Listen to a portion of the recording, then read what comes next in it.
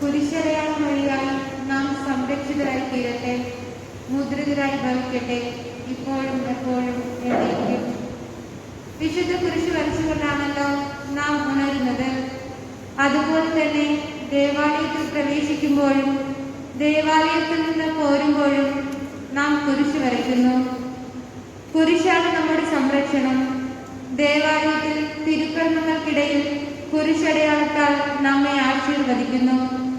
ശ്രദ്ധാപൂർവം അർത്ഥമറിഞ്ഞ് നാം കുരിശിനെ ധ്യാനിച്ചാൽ നമുക്കത് വലിയ സംരക്ഷണമായിരിക്കും. ഉണരുമ്പോൾ കുരിശ് വരച്ചുകൊണ്ട് തുടങ്ങുന്ന നമ്മുടെ ഒരു ദിവസം ഉറങ്ങുമ്പോൾ കുരിശ് വരച്ചുകൊണ്ടാണ് അവസാനിക്കുന്നത്. യഥാർത്ഥത്തിൽ ഇവയ്ക്കിടയ്ക്കുള്ള നമ്മുടെ ജീവിതം കുരിശിനെ അഭിമുഖീകരിച്ചുകൊണ്ടാണ് തുടരുന്നത്. നിത്യസഹായ മാതാവിനോടുള്ള നൊവേനയിൽ ഇപ്രകാരം ഒരു പ്രാർത്ഥനയുണ്ട്: എല്ലായിടത്തും ഞങ്ങൾ കുരിശിനെയാണ് അഭിമുഖീകരിക്കുന്നത്. വിശുദ്ധ കുരിശിന്റെ തിരുനാൾ സഘോഷം കൊണ്ടാടുന്ന ഈ 6-ാം ദിനം യുവജനങ്ങൾക്ക് വേണ്ടി പ്രത്യേകമാവിധം സമർപ്പിച്ച് പ്രാർത്ഥിക്കുമ്പോൾ നമ്മുടെ ഇടവകയിലും സമൂഹത്തിലുമുള്ള എല്ലാ യുവതി യുവാക്കളെയും വിശുദ്ധ കുരിശിന്റെ ചുവട്ടിൽ ചേർത്ത് വയ്ക്കാം. യുവാവായ യേശുവിന്റെ മാതൃക പിന്തുടർന്ന് തങ്ങളുടെ ജീവിതത്തിൽ ഉണ്ടാകുന്ന കുരിശുകളെ സന്തോഷത്തോടെ വഹിച്ചുകൊണ്ട് ഈശോയുടെ ബലിജീവിതം തുടരുവാൻ യുവജനങ്ങളെ സഹായിക്കണമേ. ഇന്നത്തെ സമൂഹത്തിൻ്റെതായ എല്ലാ ദുശ്ചര്യകളും വെടിഞ്ഞ് നാടിനും സമൂഹത്തിനും ഇടവകയ്ക്കും ഉത്തമ മാതൃകയുള്ള നല്ല മക്കളായി വളരാൻ ഞങ്ങളുടെ യുവജനങ്ങളെ പ്രാപ്തരാക്കണമേ എന്ന് ഈ നിമിഷത്തിൽ പ്രാർത്ഥിച്ചുകൊണ്ട് ദിവ്യബലിക്കായി നമുക്കൊരുങ്ങാം.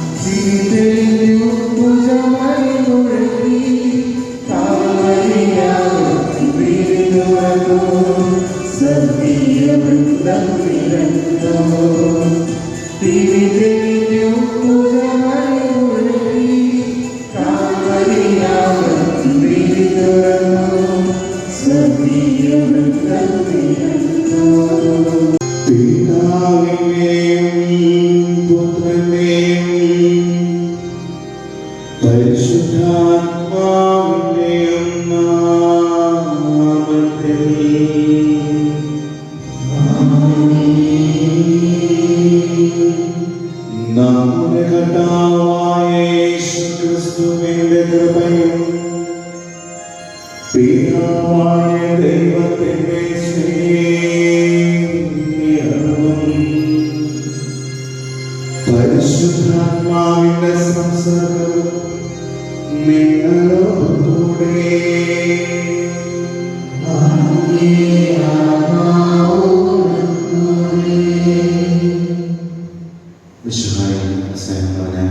സോണിയച്ച, സിസ്റ്റേഴ്സ്, മാതാപിതാക്കളെ, പ്രിയ കൂട്ടുകാരെ,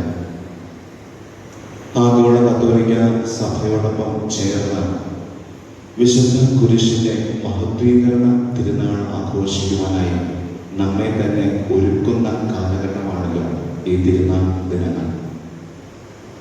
കുരിശ് നൽകുന്ന രക്ഷയുടെ എല്ലാ സൗഭാഗ്യങ്ങളും സ്വായത്തമാക്കുവാൻ സർവശക്തനായ ദൈവം നമ്മെ സമർത്ഥമായി അനുഗ്രഹിക്കട്ടെ എന്ന് ആത്മാർത്ഥമായിട്ട് പ്രാർത്ഥിക്കുന്നു. തൂക്കാനിഷ്ടം പൊൻകുരിശേ, നിന്നിൽ തൂങ്ങാൻ ഞാനില്ല എൻ കുരിശേ. തൂക്കാനിഷ്ടം പൊൻകുരിശേ, നിന്നിൽ തൂങ്ങാൻ ഞാനില്ല എൻ കുരിശേ. പക്ഷേ ഒരു ക്രിസ്ത്യാനി എന്ന രീതിയിൽ വളരെ യാഥാർത്ഥ്യമായ അല്ലെങ്കിൽ പച്ചയായ ഒരു യാഥാർത്ഥ്യം പിടിച്ചോടുന്ന വരികളാണിത്. എല്ലാവർക്കും കുരിശ് ഇഷ്ടമാണ്. രാവിലെ എഴുന്നേൽക്കുമ്പോൾ കുരിശ് വരയ്ക്കുന്നു, പിന്നീട് എഴുന്നേറ്റിട്ട് പ്രാർത്ഥനാ മുറിയിൽ പോകുമ്പോൾ അവിടെ കുരിശിരിക്കുന്നു, പിന്നെ നമ്മുടെ വാഹനത്തിന്, നമ്മുടെ പോക്കറ്റിന്, നമ്മുടെ സഞ്ചിയില്, എല്ലായിടത്തും കുരിശ് കൊണ്ട് നിറഞ്ഞതാണ്. എന്നാൽ ഒരു കുരിശ് നമുക്ക് കിട്ടിയാൽ അത് പലപ്പോഴും നമുക്ക് ഏറ്റെടുക്കുവാൻ തയ്യാറാകുന്നില്ല എന്നതാണ് വാസ്തവം. നമ്മുടെ അന്തിമ ജീവിതത്തിൽ നാം പ്രവേശിക്കുമ്പോൾ 3 തരം കുരിശുകളാണ് നാം കാണുക. ഒന്ന്, സ്വന്തം കയ്യിലിരിപ്പുകൊണ്ട് കിട്ടുന്ന കുരിശുകളുണ്ട്. ഉദാഹരണമായിട്ട് യൂദാസ്കറിയോത്തയ്ക്ക് ചിന്തിക്കാനുള്ള സ്വാതന്ത്ര്യമുണ്ട്, പ്രവർത്തിക്കാനുള്ള സ്വാതന്ത്ര്യമുണ്ട്, അവന്റെ ജീവിതം ഉപയോഗിച്ച് എന്തും ചെയ്യാനുള്ള ഒരു സ്വാതന്ത്ര്യമുണ്ട്. എന്നാൽ ആ ഒരു സ്വാതന്ത്ര്യം അവൻ സ്വന്തം കയ്യിലിരിപ്പ് നന്നാക്കാത്തത് കൊണ്ട് ഒരു വലിയ കുരിശ് അവൻ സ്വന്തമാക്കുകയാണ്. ആത്മഹത്യ എന്ന കുരിശ്. ഈശോയെ ഒറ്റിക്കൊണ്ടതിന് ശേഷം അവന്റെ അന്ത്യം വളരെ ദാരുണമായിട്ട് തീരുന്നു. രണ്ടാമത്തെ പ്രതല കുരിശുണ്ട്. ആ കുരിശ് മറ്റുള്ളവർ നൽകുന്ന കുരിശുകളാണ്. ഉദാഹരണമായിട്ട് പഴയ നിയമത്തിലെ ജോസഫ് സ്വന്തം സഹോദരങ്ങളെ അവനെ ഒറ്റപ്പെടുത്തി, കുറ്റപ്പെടുത്തി, താഴ്ത്തി, ഇകഴ്ത്തി അവന് കുരിശ് കൊടുക്കുന്നുണ്ട്. പക്ഷെ അതിന്റെ പിന്നിൽ അവൻ ദൈവത്തിന്റെ സ്വരം ഉണ്ടെന്ന് അറിഞ്ഞപ്പോൾ അത് സന്തോഷപൂർവ്വം സ്വീകരിക്കുന്നുണ്ട്. മൂന്നാമത് ഒരു കുരിശുണ്ട്. ദൈവം തന്നെ നൽകുന്ന ചില കുരിശുകൾ. വിശുദ്ധ ഗ്രന്ഥത്തിലെ പ്രധാനമായിട്ടും ജോബിന്റെ ജീവിതം ദൈവം കൊടുത്തിരിക്കുന്ന ജോബിന്റെ പുസ്തകം 1-ാം അധ്യായം 1-ാമത്തെ വാക്യത്തിൽ നാം വായിക്കുന്നുണ്ട്. അവൻ സത്യസന്ധനും ദൈവഭക്തനും ഒക്കെ ആയിരുന്നു. ഊസ് എന്ന ദേശത്ത് ജനിച്ചു വീണ അവൻ അത്രത്തോളം ഭയഭക്തിയുള്ളവനായിരുന്നു. പക്ഷേ എങ്കിലും അവന് ദൈവം സഹനങ്ങൾ കൊടുക്കുന്നുണ്ട്. ഇങ്ങനെ 3 തരം കുരിശുകളുണ്ട്. ഈ 3 തരം കുരിശിലെ 3-ാമത്തെ കുരിശാണ് ഒരു ക്രിസ്ത്യാനി എന്ന രീതിയിൽ പലപ്പോഴും നാം പ്രതീക്ഷിക്കുന്നത്. അങ്ങനെയാണ് സ്നേഹം തന്നവരെ പരിശുദ്ധമായ ഈ ഒരു ബലി കൽപ്പിച്ചുകൊണ്ട് കുരിശിന്റെ മഹത്വീകരണ തിരുനാൾ നാം ആഘോഷിക്കുമ്പോൾ നമുക്ക് നമ്മെ തന്നെ പൂർണ്ണമായിട്ട് കർത്താവിനെ സമർപ്പിക്കാം. 2008 തിരുനാൾ നോട്ടീസിന്റെ ആദ്യത്തെ പുറത്തില് ഇപ്രകാരം ഒരു വാക്യം ഞാൻ എഴുതിയിട്ടുണ്ടായിരുന്നു. 2 മരകഷ്ണങ്ങൾ കുരിശാകൃതി വച്ചാൽ നാം അതിനെ കുരിശെന്ന് പറയുന്നു. എന്നാൽ അത് വിശുദ്ധ കുരിശാകുകയാണെങ്കിൽ അത് ക്രിസ്തുവിന്റെ സാന്നിധ്യം ഉണ്ടാകണം. നമുക്കും നൽകുന്ന കുരിശുകളില്, നമ്മുടെ കുരിശുകളില് വെറുതെ സഹിച്ചത് കൊണ്ട് രക്ഷയാകണമെന്നില്ല. അതിൽ ക്രിസ്തുവിന്റെ സാന്നിധ്യം കൊണ്ടുവരുമ്പോഴാണ് അത് വിശുദ്ധ കുരിശായി മാറുക, രക്ഷയായിട്ട് മാറുക. കണ്ണുകളുടെ ശക്തരങ്ങൾ കൂപ്പി നമ്മെ തന്നെ ഈ കാര്യത്തിലേക്ക് പൂർണ്ണമായി സമർപ്പിക്കാം. ദൈവം നൽകുന്ന കുരിശുകള്, ദൈവം നൽകുന്ന സഹനങ്ങള്, വേദനകള് സന്തോഷത്തോടുകൂടെ ഇതാ കർത്താവിന്റെ ദാസി, കർത്താവിന്റെ ദാസൻ എന്ന മനോഭാവത്തോടുകൂടെ സ്വീകരിക്കുവാനുള്ള കൃപ തരണമേ എന്ന പ്രാർത്ഥനയോടുകൂടെ നമുക്ക് ഈ ബലിയിലേക്ക് പ്രവേശിക്കാം.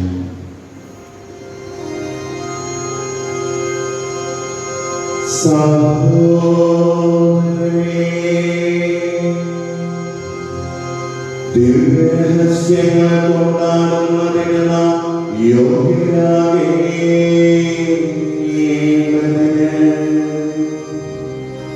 നമ്മുടെ പാപങ്ങൾ ഏറ്റുചൊല്ലാം.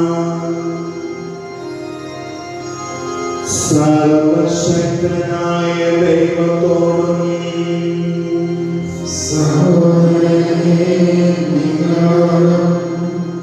ഞാൻ ഏറ്റുപറയുന്നു.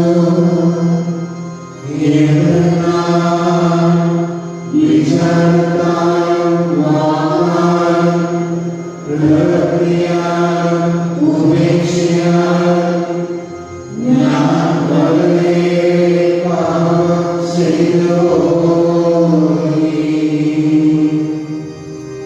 എന്റെ പിഴ, എന്റെ പിഴ,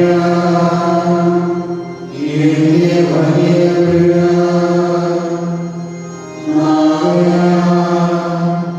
നിത്യകന്യകയായ പരിശുദ്ധ മറിയത്തോടും എല്ലാ മാതാപിതാക്കളോടും വിശുദ്ധരോടും സഹോദരങ്ങളെയും നിങ്ങളോടും ഞാൻ അപേക്ഷിക്കുന്നു. എനിക്ക് വേണ്ടി നമ്മുടെ കർത്താവായ ദൈവത്തോട്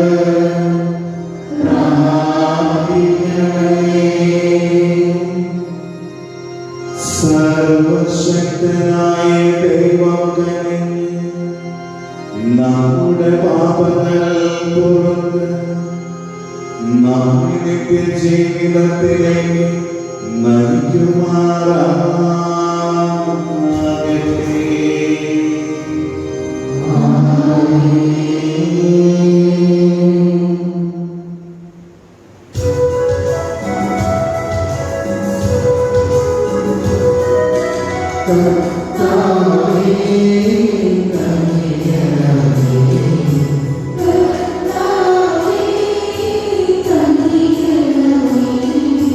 ക്രിസ്തുവേ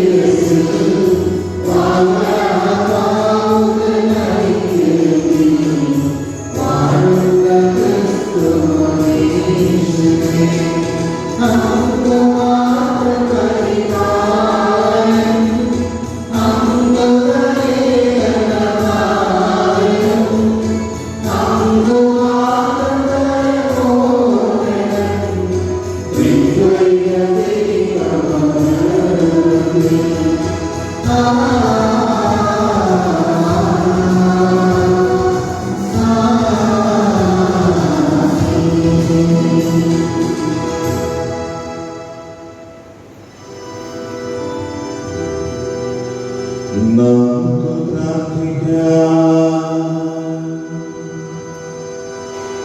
സർവശക്തനും കാരുണ്യവാനുമായ ദൈവമേ, മാനവരാശിയെ രക്ഷിക്കുന്നതിന് വേണ്ടി അങ്ങേ ഏകജാതൻ കുരിശിൽ സഹിക്കണമെന്ന് അങ്ങ് തിരുവുള്ളമായല്ലോ.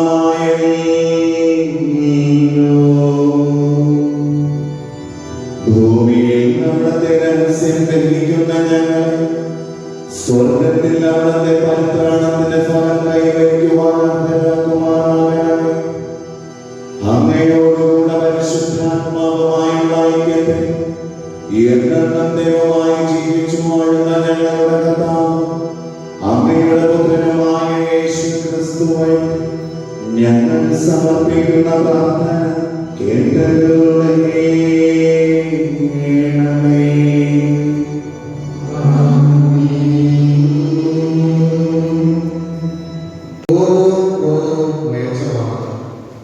അവ എപ്പോഴും ദുഷ്ടനോട് കൂടെയുണ്ട്. തെറ്റുകൾ ക്ഷമിക്കുക. പ്രതികാരം ചെയ്യുന്നവനോട് കർത്താവ് പ്രതികാരം ചെയ്യും. അവിടുന്ന് അവന്റെ പാപം മറക്കുകയില്ല. അയൽക്കാരന്റെ തിന്മകൾ ക്ഷമിച്ചാൽ നീ പ്രാർത്ഥിക്കുമ്പോൾ നിന്റെ പാപങ്ങളും ക്ഷമിക്കപ്പെടും. അയൽക്കാരനോട് പക വച്ചു തുറക്കുന്നവന് കർത്താവിൽ നിന്ന് കരുണ പ്രതീക്ഷിക്കാമോ? തന്നെ പോലെ ഉള്ളവരോട് കരുണ കാണിക്കാത്തവൻ പാപമോചനത്തിന് വേണ്ടി പ്രാർത്ഥിക്കുന്നത് എങ്ങനെ? മർദ്യൻ വിദ്വേഷം വെച്ചുകൊണ്ടിരിക്കുന്നെങ്കിൽ അവന്റെ പാപങ്ങൾക്ക് ആര് പരിഹാരം ചെയ്യും? ജീവിതാന്തം ഓർത്ത് ശബ്ദത അവസാനിപ്പിക്കുക. നാശത്തെയും മരണത്തെയും ഓർത്ത് കൽപ്പനകൾ പാലിക്കുക. കൽപ്പനകൾ അനുസരിച്ച് അയൽക്കാരനോട് ബോധിക്കാതിരിക്കുക. അത്യുന്നതന്റെ ഉടമ്പടി അനുസരിച്ച് മറ്റുള്ളവരുടെ കുറ്റങ്ങൾ അവഗണിക്കുക. കർത്താവിന്റെ വചനം. കർത്താവ് ആദരത്തെയും കാരുണ്യവാനുമാണ്, ക്ഷമാശീലനും സ്നേഹനിധിയുമാണ്. എന്റെ ആത്മാവെ കർത്താവിനെ വാഴുക. എന്റെ അന്തരംഗമേ അവിടുത്തെ വിശുദ്ധനാമത്തെ കൊണ്ടുവരിക. എന്റെ ആത്മാവെ കർത്താവിനെ വാഴുക. അവിടുന്ന് നൽകിയ അനുഗ്രഹമൊന്നും മറക്കരുത്. കർത്താവ് ആദരത്തെയും കാരുണ്യവാനുമാണ്, ക്ഷമാശീലനും സ്നേഹനിധിയുമാണ്. അവിടുന്ന് നിന്റെ അകത്യങ്ങൾ ക്ഷമിക്കുന്നു, നിന്റെ രോഗങ്ങൾ സുഖപ്പെടുത്തുന്നു. അവിടുന്ന് നിന്റെ ജീവനെ പാതാളത്തിൽ നിന്ന് രക്ഷിക്കുന്നു. അവിടുന്ന് സ്നേഹവും കരുണയും കൊണ്ട് നിന്നെ കിരീടമണിയിക്കുന്നു. കർത്താവ് ആദരത്തെയും കാരുണ്യവാനുമാണ്, ക്ഷമാശീലനും സ്നേഹനിധിയുമാണ്. അവിടുന്ന് എപ്പോഴും ശാസിക്കുകയില്ല. അവിടുത്തെ കോപം എന്നേക്കും നിലനിൽക്കുകയില്ല. നമ്മുടെ പാപങ്ങൾ കൊണ്ട് അവിടുന്ന് നമ്മെ ശിക്ഷിക്കുന്നില്ല. നമ്മുടെ അകൃത്യങ്ങൾ കൊണ്ട് നമ്മുടെ പകരം ചെയ്യുന്നില്ല. കർത്താവ് ആദരത്തെയും കാരുണ്യവാനുമാണ്,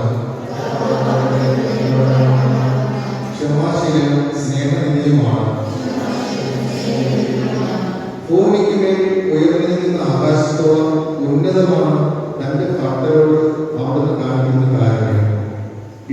പടിഞ്ഞാറും തമ്മിൽ ഉള്ളത്ര അകലത്തിൽ നമ്മുടെ പാപങ്ങളെ അവിടുന്ന് നമ്മിൽ നിന്ന് അകറ്റി നിർത്തി.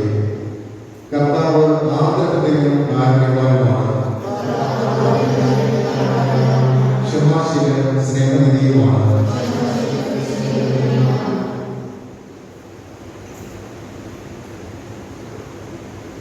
വിശുദ്ധ അപ്പോസ്തലൻ പൗലോസ് റോമാക്കാർക്ക് എഴുതിയ ലേഖനത്തിൽ നിന്ന്, സഹോദരരെ, നമ്മിൽ ആരും തനിക്ക് വേണ്ടി മാത്രം ജീവിക്കുന്നില്ല, തനിക്ക് വേണ്ടി മാത്രം മരിക്കുന്നുമില്ല. നാം ജീവിക്കുന്നുവെങ്കിൽ കർത്താവിന് സ്വന്തമായി ജീവിക്കുന്നു, മരിക്കുന്നുവെങ്കിൽ കർത്താവിന് സ്വന്തമായി മരിക്കുന്നു. ആകയാൽ ജീവിച്ചാലും മരിച്ചാലും നാം കർത്താവിനുള്ളവരാണ്. എന്തെന്നാൽ മരിച്ചവരുടെയും ജീവിക്കുന്നവരുടെയും കർത്താവായിരിക്കുന്നതിന് വേണ്ടിയാണ് ക്രിസ്തു മരിച്ചതും പുനർജീവിച്ചതും. കർത്താവിന്റെ വചനം.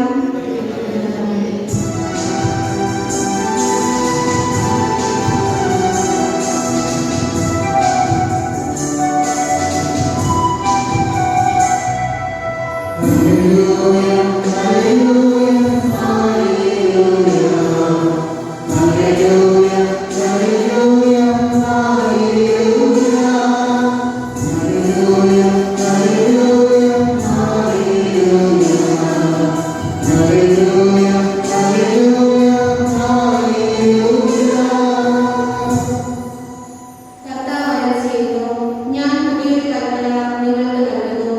ഞാൻ നിങ്ങളെ സ്നേഹിച്ചതുപോലെ നിങ്ങളും പരസ്പരം സ്നേഹിക്കുവിൻ.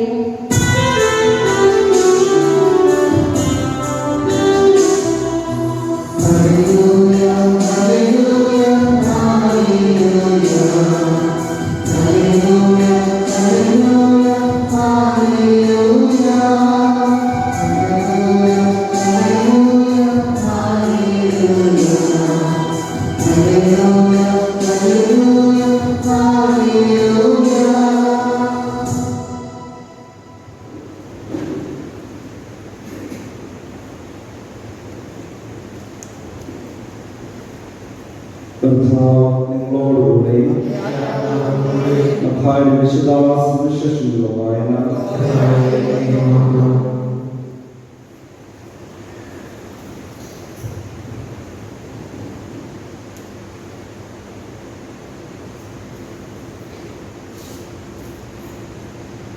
അക്കാലത്ത് പത്രോസ് മുന്നോട്ട് വന്ന് യേശുവിനോട് ചോദിച്ചു, കർത്താവേ, എന്നോട് തെറ്റ് ചെയ്യുന്ന എൻ്റെ സഹോദരനോട് ഞാൻ എത്ര പ്രാവശ്യം ക്ഷമിക്കണം?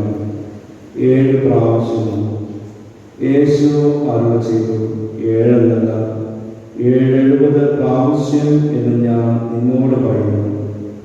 സ്വർഗ്ഗരാജ്യം തന്റെ സേവകന്മാരുടെ കണക്ക് തീർക്കാൻ ആഗ്രഹിച്ച ഒരു രാജാവ് സദൃശ്യം കണക്ക് തീർക്കാൻ ആരംഭിച്ചപ്പോൾ 10,000 താലന്ത് കടപ്പെട്ടിരുന്ന ഒരുവനെ അവർ അവന്റെ മുമ്പിൽ കൊണ്ടുവന്നു. അവനത് വീട്ടാൻ നിർവാഹമില്ലാതിരുന്നതുകൊണ്ട് അവനെയും ഭാര്യയെയും മക്കളെയും അവന്റെ സമസ്ത വസ്തുക്കളെയും വിറ്റ് കടൻ വീട്ടാൻ യജമാനൻ കൽപ്പിച്ചു. അപ്പോൾ സേവകൻ വീണ് നമസ്കരിച്ചുകൊണ്ട് പറഞ്ഞു, പ്രഭു, എന്നോട് ക്ഷമിക്കണമേ, ഞാൻ എല്ലാം തന്നു വീട്ടിക്കൊള്ളാം. ആ സേവകന്റെ യജമാനൻ മനസ്സറിഞ്ഞ് അവനെ വിട്ടയക്കുകയും കടം ഇളച്ചു കൊടുക്കുകയും ചെയ്തു. അവൻ പുറത്തിറങ്ങിയപ്പോൾ തനിക്ക് 100 ദിനാർ നൽകാനുണ്ടായിരുന്ന തന്റെ സഹസേവകരിൽ ഒരുവനെ കണ്ടുമുട്ടി. അവന്റെ കഴുത്ത് പിടിച്ച് ഞെരിച്ചുകൊണ്ട് അവൻ പറഞ്ഞു, എനിക്ക് തരാനുള്ളത് തന്നു തീർക്കുക. അപ്പോൾ ആ സഹസേവകൻ അവനോട് വീണപേക്ഷിച്ചു, എന്നോട് ക്ഷമിക്കണമേ, ഞാൻ തന്നു വീട്ടിക്കൊള്ളാം. എന്നാൽ അവൻ സമ്മതിച്ചില്ല. കടം വീട്ടുന്നതുവരെ സഹസേവകനെ അവൻ കാരാഗ്രഹത്തിലിട്ടു. സംഭവിച്ചതറിഞ്ഞ് മറ്റ് സേവകന്മാർ വളരെ സങ്കടപ്പെട്ടു. അവർ ചെന്ന് നടന്നതെല്ലാം യജമാനനെ അറിയിച്ചു. യജമാനൻ അവനെ വിളിച്ചു പറഞ്ഞു, ദുഷ്ടനായ സേവക, നീ എന്നോട് കേണപേക്ഷിച്ചതുകൊണ്ട് നിന്റെ കടമെല്ലാം ഞാൻ ഇളച്ചു തന്നു. ഞാൻ നിന്നോട് കരുണ കാണിച്ചതുപോലെ നീയും നിന്റെ സഹസേവകനോട് കരുണ കാണിക്കേണ്ടതായിരുന്നില്ലേ? യജമാനൻ കോപിച്ച് കടം മുഴുവൻ വീട്ടുന്നതുവരെ അവനെ കാരാഗ്രഹാധികർക്ക് ഏൽപ്പിച്ചു കൊടുത്തു. നിങ്ങൾ സഹോദരനോട് ഹൃദയപൂർവ്വം ക്ഷമിക്കുന്നില്ലെങ്കിൽ എൻ്റെ സ്വർഗസ്ഥനായ പിതാവ് നിങ്ങളോടും ഇതുപോലെ തന്നെ പ്രവർത്തിക്കും.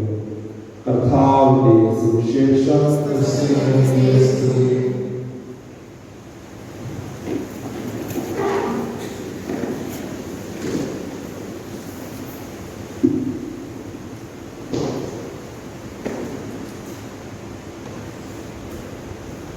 ഒരു നാടകത്തിൽ 3 രംഗങ്ങളാണ് ഉള്ളത്.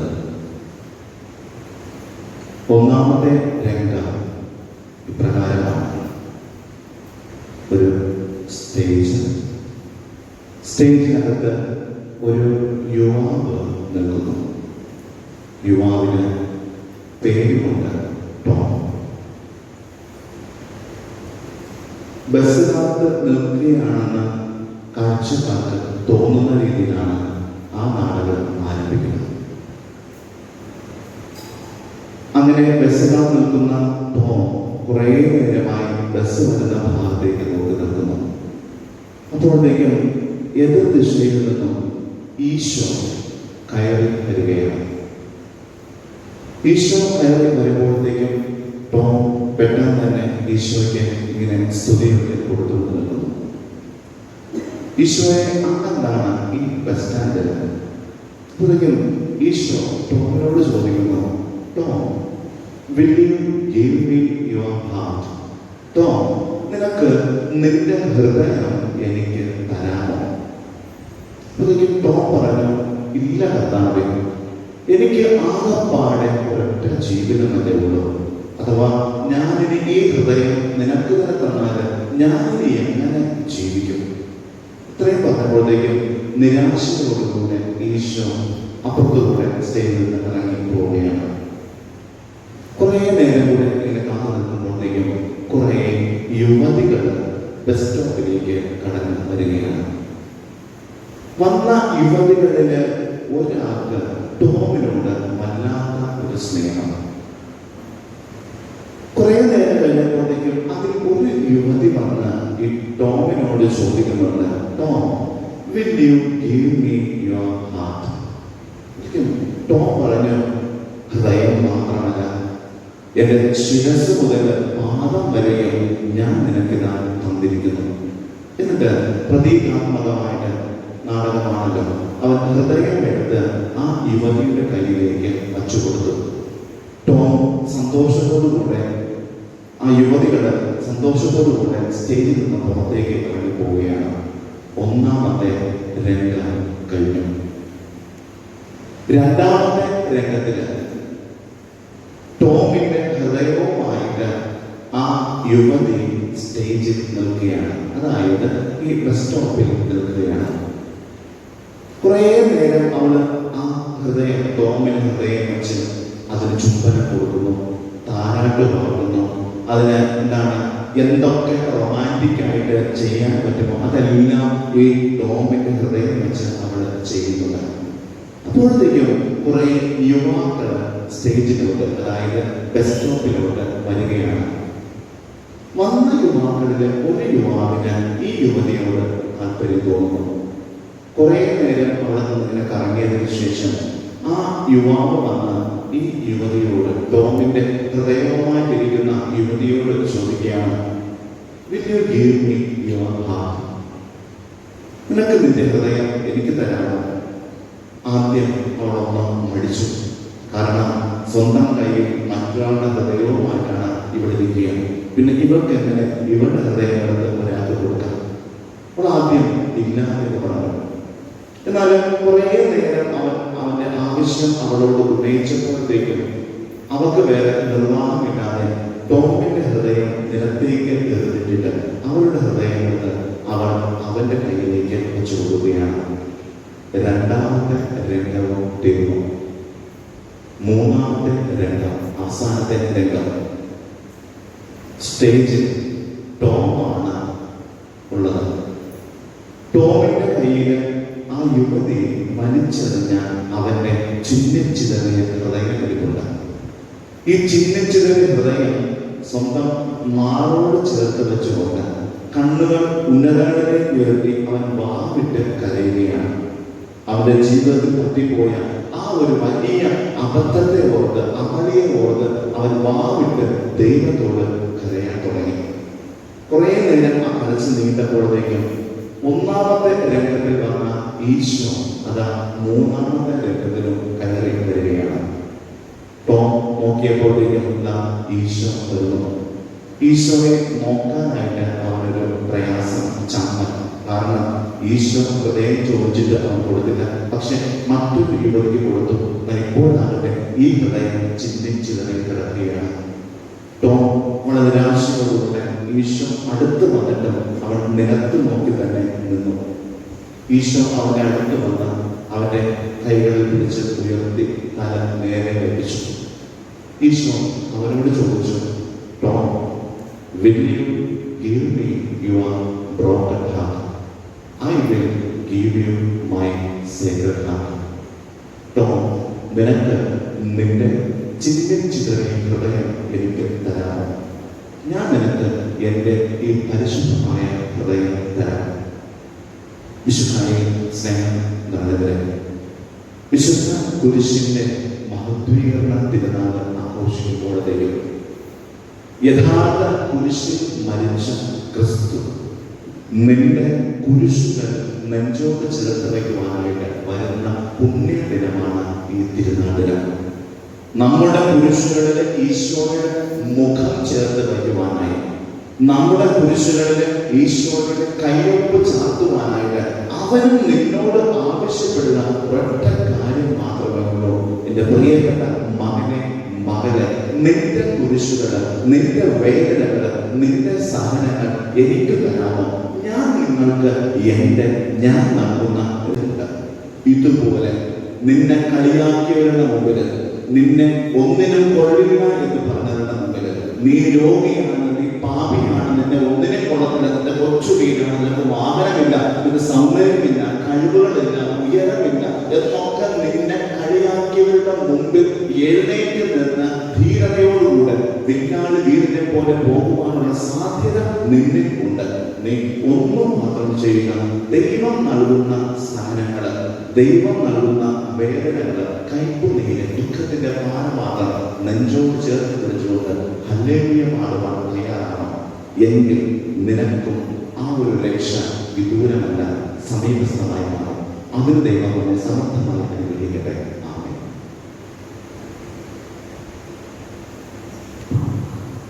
നാം എഴുന്നേറ്റ് നമ്മുടെ വിശ്വാസം പ്രഖ്യാപിക്കാം. ഏക ദൈവത്തിൽ ഞാൻ വിശ്വസിക്കുന്നു.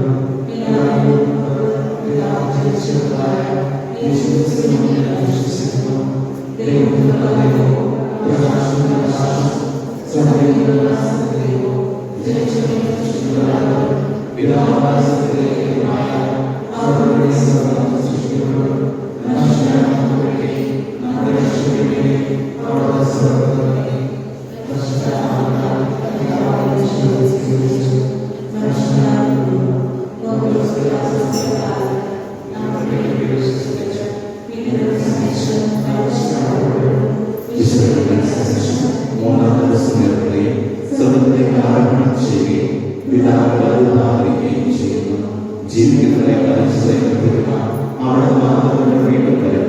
അവിടുത്തെ രാജ്യത്തിന് അവസാനമായിരിക്കില്ല. കർത്താവും ജീവദാതാവും പിതാവിനെന്ന പുത്രനെന്ന് പുറപ്പെടുന്നതിന് പിതാവിനുള്ള പുത്രനാവാം ആരാധിക്കപ്പെടുന്നതിനും സ്തുതിക്കപ്പെടുന്നതിനും പ്രവാചകൻ വഴി സംസാരിച്ചവനുമായ പരിശുദ്ധാത്മാവിൽ ഞാൻ വിശ്വസിക്കുന്നു. ഏതോ വിശുദ്ധവും സാർവത്രികവും അപസ്മരണീയവുമായ സഭയിലും ഞാൻ വിശ്വസിക്കുന്നു. പാപങ്ങളുടെ മോചനത്തിനായുള്ള ഏകജ്ഞാനസ്നാനം ഞാൻ ഏറ്റുപറയുകയും മനുഷ്യരുടെ ജീവിതവും ഞാൻ അപേക്ഷിക്കുകയും ചെയ്യുന്നു. ആമേൻ. നമ്മുടേതായ നിയോഗങ്ങൾ അർപ്പിച്ച് പ്രാർത്ഥിക്കുവാനുള്ള സമയമാണത്. നമ്മുടെ രാഷ്ട്രം, രാഷ്ട്രീയം, തിരുസഭ മാതാവ്, സമസ്ത മേഖലകളെയും താമ്പരകരങ്ങളിലേക്ക് സമർപ്പിച്ചുകൊണ്ട് നമുക്ക് പ്രാർത്ഥിക്കാം.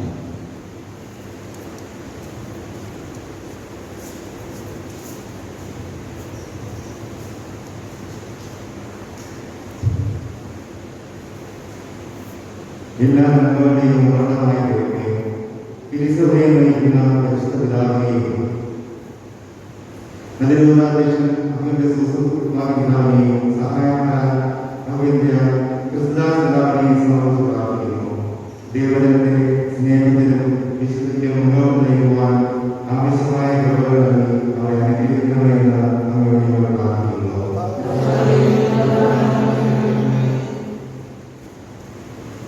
സ്വർഗീയ പിതാവേ, ഞങ്ങളുടെ ഇടവകയെ സമർപ്പിക്കുന്നു. ഇടവകയെ നയിക്കുന്ന ബഹുമാനപ്പെട്ട ഫാദർ ആന്റണി സോളമന്റെ രചനയും ഇന്നത്തെ ഇടവകയ്ക്ക് നേതൃത്വം നൽകുന്ന ട്രസ്റ്റിനെയും സിസ്റ്റേഴ്സിനെയും ആനന്ദ സമർപ്പിക്കുന്നു. ഇടവക ജനങ്ങളെ ദൈവവിശ്വാസത്തിൽ വളർത്താനും തങ്ങൾ ഏറ്റെടുത്തിരിക്കുന്ന ദൗത്യം പൂർത്തീകരിക്കാൻ നടത്തുക നൽകി അവരെ അനുഗ്രഹിക്കണമെന്ന് അങ്ങയോട് ഞാൻ പ്രാർത്ഥിക്കുന്നു.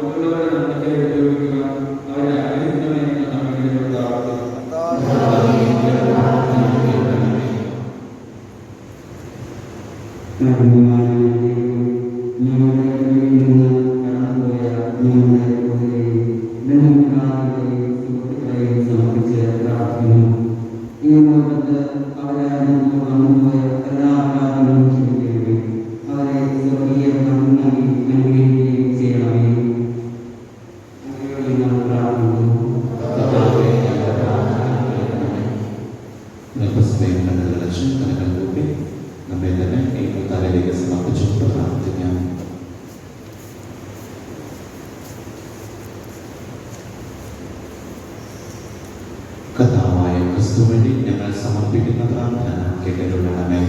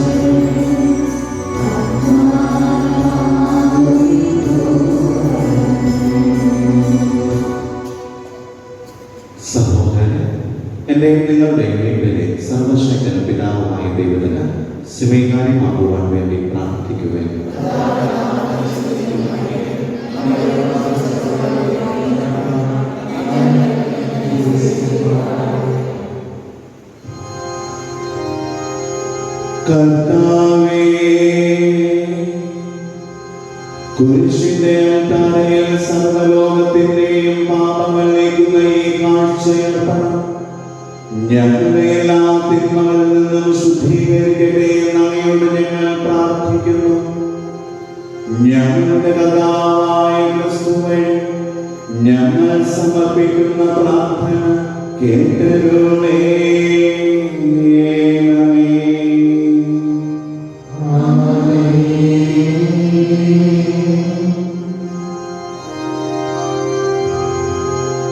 കർത്താവ് നിങ്ങളോട് കൂടെ.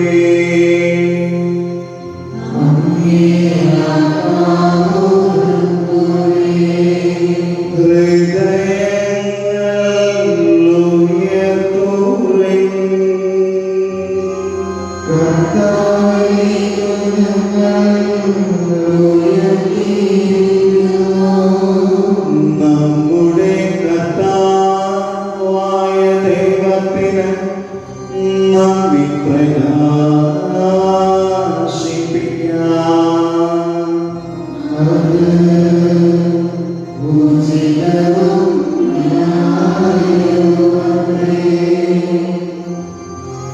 കർത്താവേ,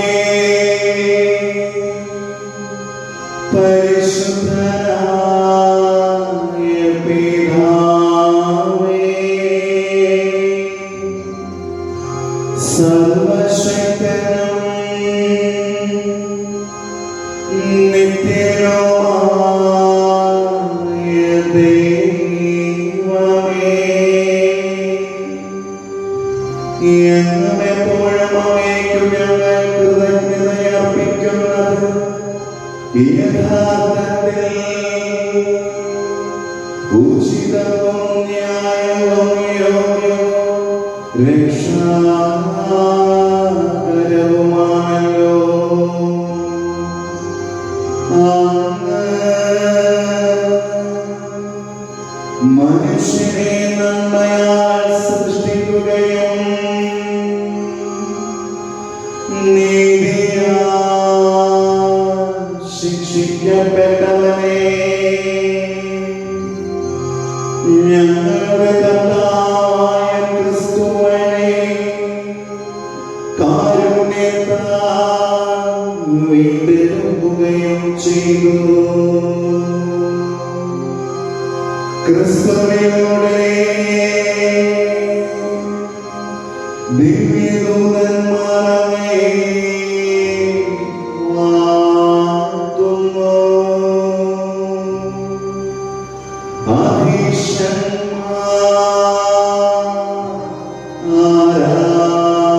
ആരാധിക്കുന്നു. ആധികാരികന്മാർ ഭക്തിപൂർവം നിലകൊള്ളുന്നു. ശാന്തികന്മാരും ധന്യരായ ഭക്തിജ്വാലകന്മാരും സ്വർഗസ്ഥലേവരും ആഘാതഭരിതരായി ഒന്ന് ചേർന്ന് അങ്ങയെ പാടി സ്തുതിക്കുന്നു. അവരുടെ ഗാനത്തോട് ഞങ്ങളുടെ സ്വരവും ചെയ്യുവാൻ അനുവദിക്കണമെന്ന് അപേക്ഷിച്ചുകൊണ്ട് ഞങ്ങളും താഴ്മയോടെ ആലപിക്കുന്നു.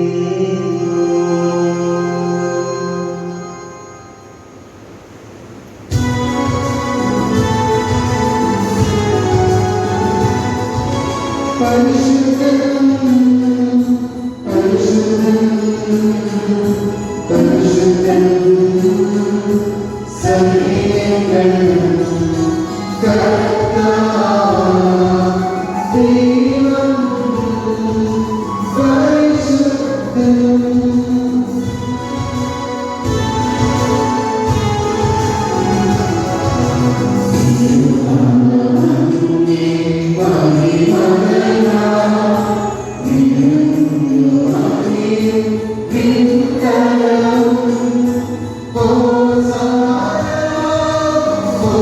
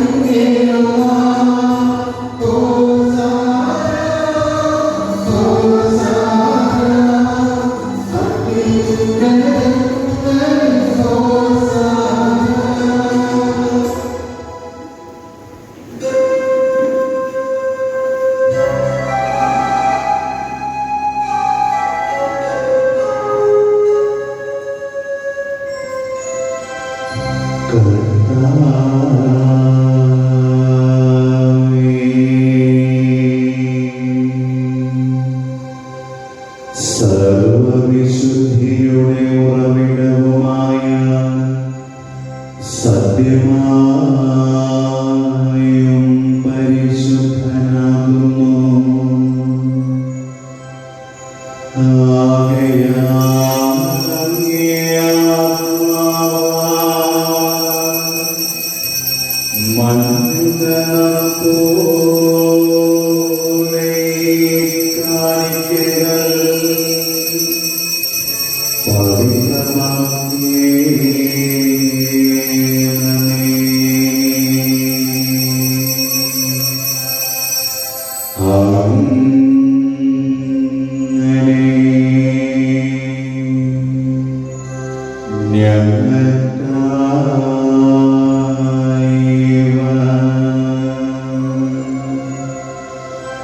ഞങ്ങളുടെ കർത്താവായ യേശുക്രിസ്തുവിന്റെ ശരീരവും രക്തവുമായി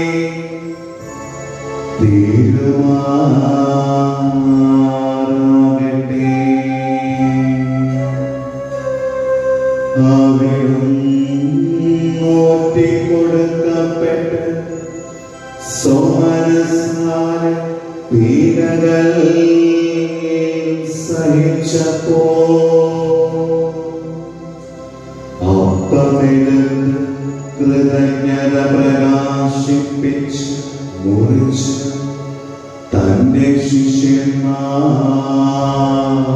കൊടുത്തുകൊണ്ട് അരുൾ ചെയ്തു.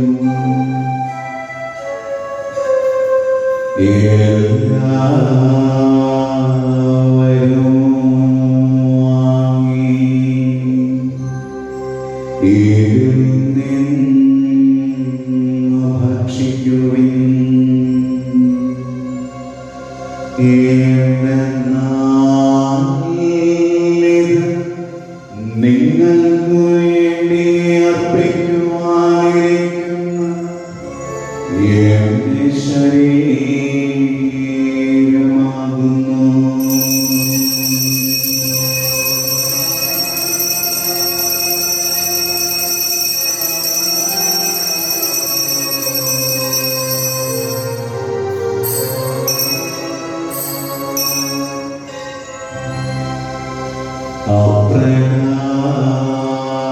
അപ്രകാരം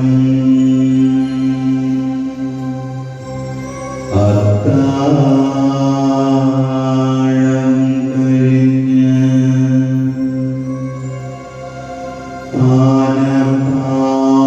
പാനപാത്രമെടുത്ത് വീണ്ടും അങ്ങേക്ക് കൃതജ്ഞത പ്രകാശിപ്പിച്ച് തന്റെ ശിഷ്യന്മാർക്ക് കൊടുത്തുകൊണ്ട് അരുൾ ചെയ്തു.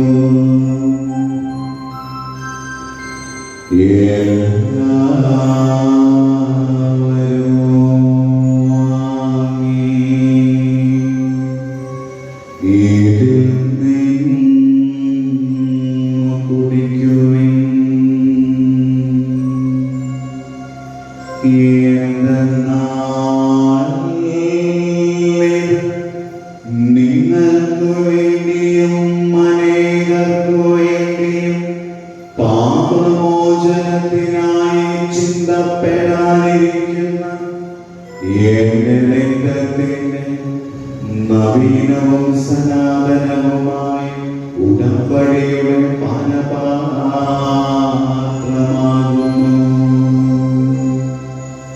ഇതു നിങ്ങൾ എന്റെ ഓർമ്മയ്ക്കായി ചെയ്യുവിൻ.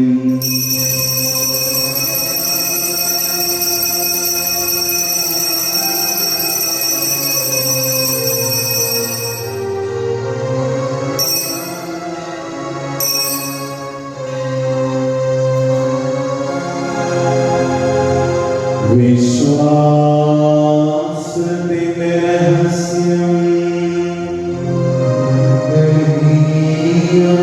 ഭക്ഷിക്കുകയും ഈ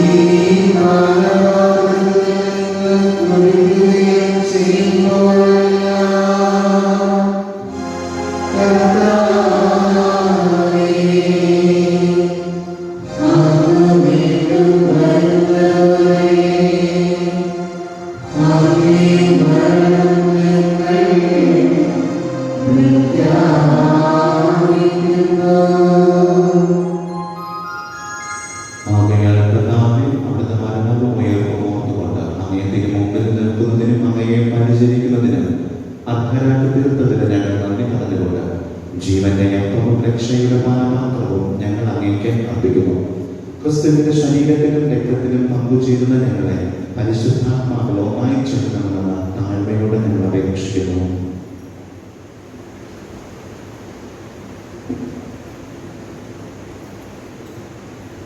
കർത്താവേ, ലോകം വ്യാപിച്ചിരുന്ന ഈ സഭയെ ഓർക്കണം. ഞങ്ങളുടെ ഫ്രാൻസിസ് പാർട്ടിയോടും ഞങ്ങളുടെ അതിരൂപതാധ്യക്ഷനായ സുസഭാഗ്യ മെത്രാപൊലീത്തയോടും ക്രിസ്തുദാസ സഹായ മെത്രാനോടും വൈദികഗണത്തോടുമൊത്ത് സഭയെ അങ്ങേ സ്നേഹത്തിന്റെ പൂർണ്ണതയിൽ എത്തിക്കണമേ. ഉയർപ്പിന്റെ പ്രത്യാശയിൽ നിന്നുകൊള്ളുന്ന ഞങ്ങളുടെ സഹോദരങ്ങളെയും അങ്ങേ കാരുണ്യത്തിൽ മരണമടഞ്ഞ സകലരെയും അങ്ങ് ഓർക്കുകയും അങ്ങേ മുഖത്തിന്റെ പ്രകാശത്തിലേക്ക് അവരെ സ്വീകരിക്കുകയും ചെയ്യണമേ. ഞങ്ങളെല്ലാവരും കനിയണമെന്ന് ഞങ്ങൾ പ്രാർത്ഥിക്കുന്നു. അങ്ങനെ ദേവമാതാവായ പരിശുദ്ധ കന്യകാമറിയത്തോടും ആ കന്യകയുടെ ഭർത്താവായ ഭാഗ്യയുടെ യോസേഫിനോടും അനുഗ്രഹീതരായ അപ്പോസ്തലന്മാരോടും കാലാകാലങ്ങളിൽ അങ്ങേ പ്രസാദിപ്പിച്ച സകല വിശുദ്ധരോടൊപ്പം നിത്യജീവനിൽ പങ്കുചേരാൻ ഞങ്ങളെ അർഹരാകുകയും അങ്ങേ പുത്രനായ യേശുക്രിസ്തു വഴി ഞങ്ങൾ അങ്ങേ സ്തുതിക്കുകയും മഹത്വപ്പെടുത്തുകയും ചെയ്യുമാറാകട്ടെ.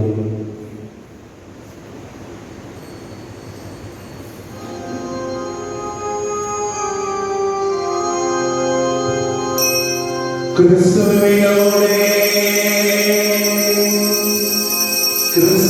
ക്രിസ്തുവിനോടുകൂടെ ക്രിസ്തുവിൽ തന്നെ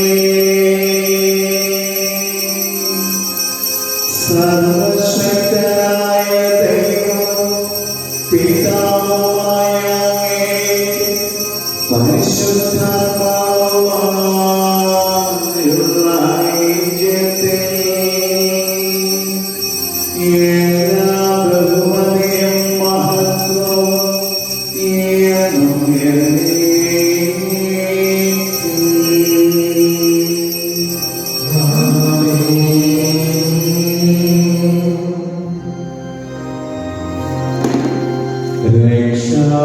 രക്ഷാകരമായ കൽപ്പനകളാൽ ഉദ്ബോധിതനായും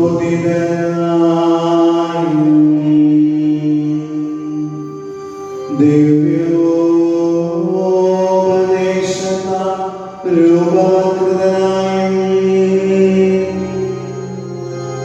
നിർഭയം നമുക്ക് ഏറ്റുപാടാം.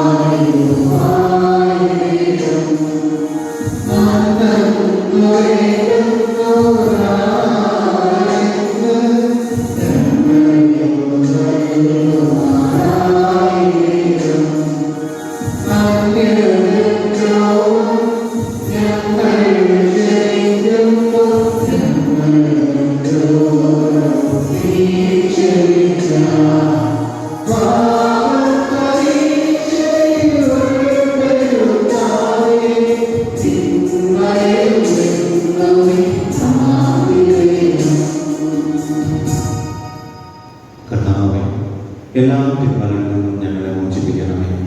ഞങ്ങളുടെ ദിനങ്ങളിൽ സമാധാനം കനിവാർന്നു നൽകണമേ.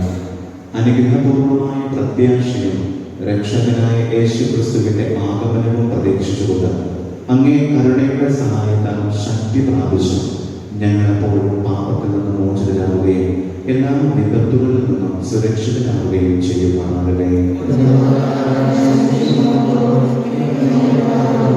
സമാധാനം ഞാൻ നിങ്ങൾക്ക് നൽകുന്നു, എന്റെ സമാധാനം നിങ്ങൾക്ക് ഞാൻ തരുന്നു എന്ന് കർത്താവായ യേശുക്രിസ്തുവേ അങ്ങേ അപ്പോസ്തലന്മാരോട് അരുളി ചെയ്തതെന്നും ഞങ്ങളുടെ പാപങ്ങൾ പരിഹരിക്കാനും അങ്ങേ സഭയുടെ വിശ്വാസം തൃക്കൻ പാർത്ത് അങ്ങേ തിരുവുള്ളമനുസരിച്ച് സഭയ്ക്ക് സമാധാനവും ഐക്യവും കൽപ്പിച്ചരുളി. ജീവിക്കുകയും വാഴുകയും ചെയ്യുന്ന ഈ പ്രാർത്ഥന കേട്ടരുളണമേ. കർത്താവിന്റെ സമാധാനം നിങ്ങളോട് കൂടെ എപ്പോഴും ഉണ്ടായിരിക്കട്ടെ. നിങ്ങൾ പരസ്പരം സമാധാനം ആശംസിക്കുക.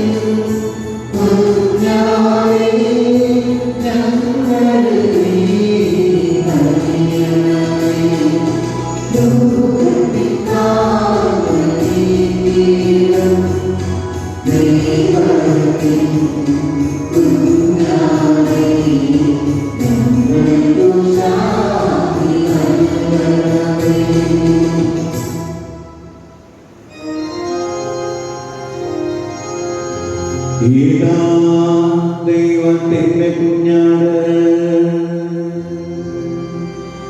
ഇതാ ലോകത്തിന്റെ പാപങ്ങൾ നീക്കുന്നവൻ. കുഞ്ഞാടിന്റെ വിരുന്നിന് ക്ഷണിക്കപ്പെട്ടിരിക്കുന്നവൻ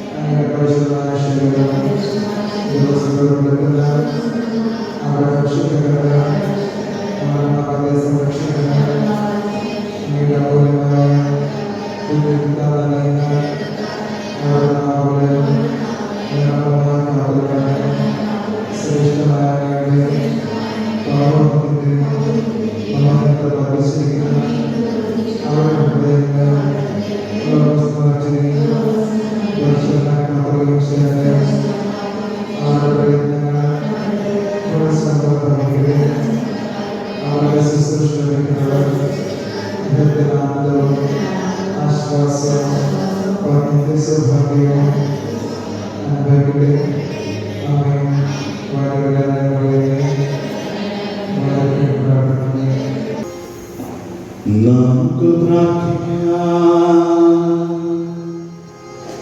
കർത്താവായ യേശുക്രിസ്തുവേ, അങ്ങേ ദിവ്യനാമത്തിൽ പരിപോഷിതരായി അങ്ങയോട് ഞങ്ങൾ പ്രാർത്ഥിക്കുന്നു.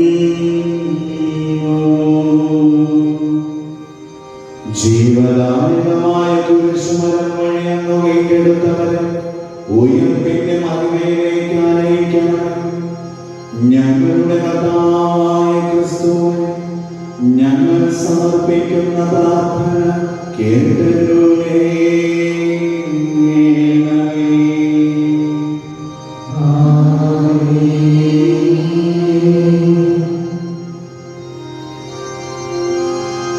കർത്താവ് നിങ്ങളോടുകൂടെ.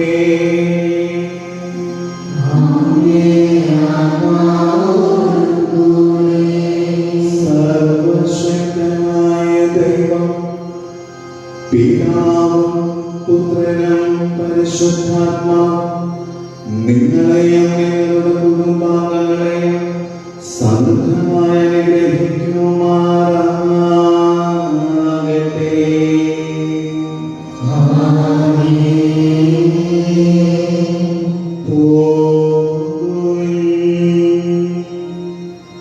ദിവ്യപൂജ സമാപിച്ചു.